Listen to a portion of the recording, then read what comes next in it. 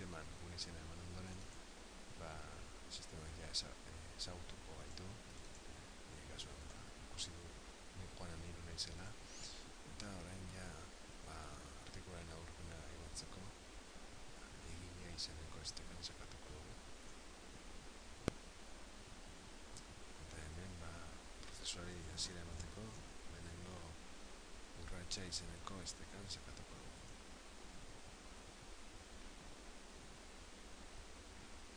Orain, hemen agertzen diren gomendioak irakurri eta bete ditugula banan esango dugu, denak gaitu behar ditugu.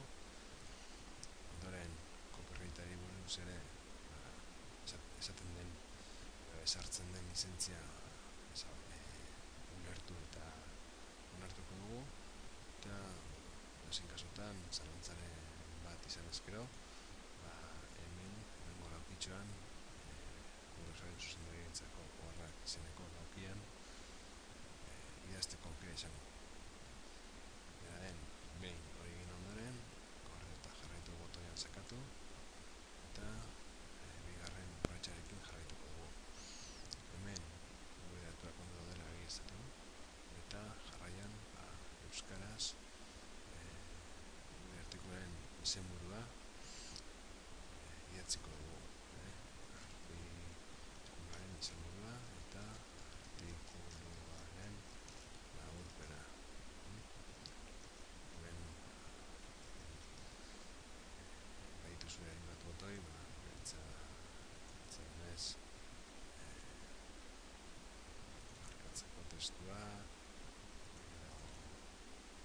letratzanez, eta bar. Eta hemen esango dugu euskaraz dagoela gure artikularen izenburua eta laburpena, eta horrekin gorde eta jarraitu botoian sakatuko dugu.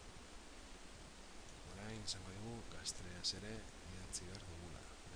Gazteleraz idatzi behar dugu lanaren izenburua eta lanaren laburpena.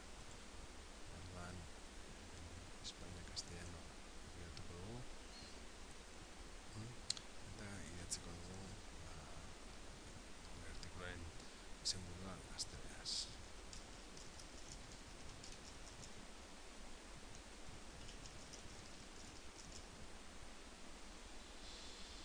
Eta gauza bera laburpenarekin. Bukatzeko hemen gazteleraz idatzi dugu esango dugu, eta korre eta jarraitu botoian sakatuko dugu. Listo?